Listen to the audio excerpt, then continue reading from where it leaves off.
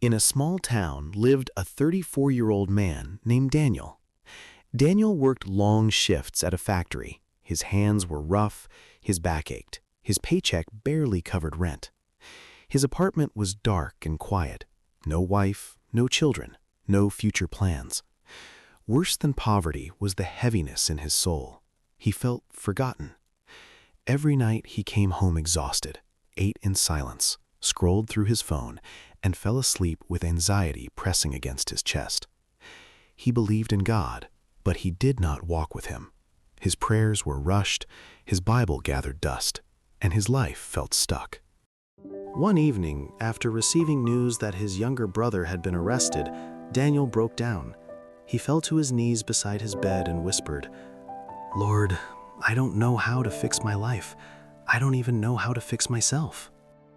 That night, he opened his Bible randomly, and his eyes fell on Psalm 5:3. "In the morning, Lord, you hear my voice. In the morning, I lay my requests before you and wait expectantly." The words pierced him. In the morning, not when convenient, not when desperate, in the morning. He remembered how even Jesus Christ would rise before dawn to pray, Mark 1:35, and something stirred in his spirit. What if my breakthrough is waiting for me at dawn? The next morning at 5 a.m., Daniel's alarm rang. Everything in his body wanted to hit snooze, but something stronger pulled him up. He sat at his small kitchen table. The world outside was silent, the sky still dark.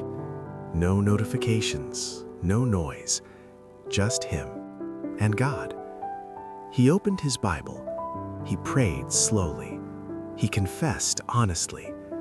For 30 minutes, nothing dramatic happened. No angels, no visions. But there was peace, and that was new. Day 2 was harder.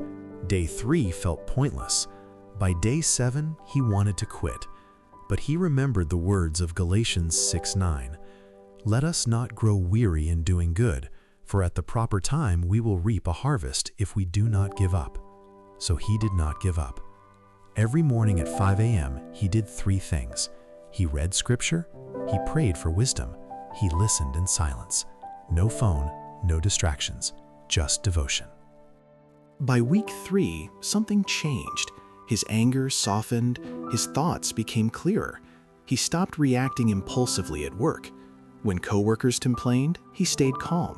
When temptation came, he remembered scripture. The morning hour was reshaping him, not his circumstances, him. And that is where God always starts. On day 40, Daniel read Proverbs 16:3.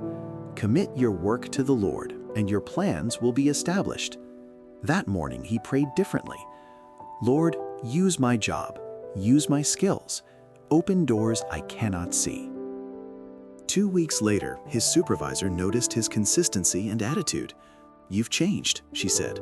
"We need someone responsible for inventory tracking. Would you be willing to learn?" It was a small promotion, but it was a door, and Daniel recognized it as answered prayer. Months passed. The 5 a.m. hour became sacred. He began studying scripture deeply. He learned discipline. He fasted once a week. He memorized verses. He no longer woke up to survive the day. He woke up to seek God. His finances slowly improved. His brother, seeing Daniel's transformation, asked him, "What happened to you?" Daniel answered simply, "I stopped starting my day with fear. I started starting it with God."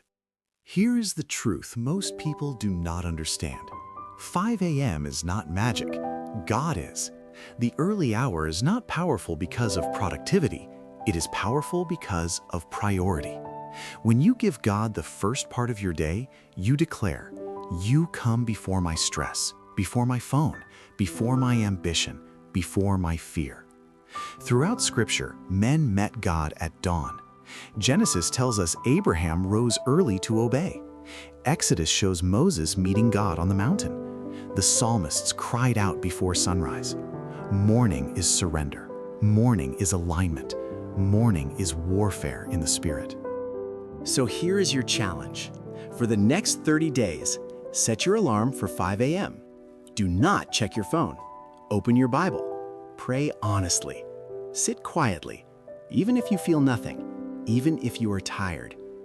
Faithfulness always comes before fruit. You may not become wealthy in 90 days, but you will become rooted, and a rooted man or woman cannot be shaken. Daniel thought he needed more money.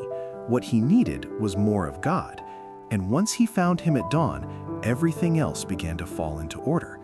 So tomorrow morning when that alarm rings, will you roll over or will you rise and seek the one who holds your future? Your breakthrough may not be in the next promotion. It may be in the next prayer. I will see you at 5 a.m.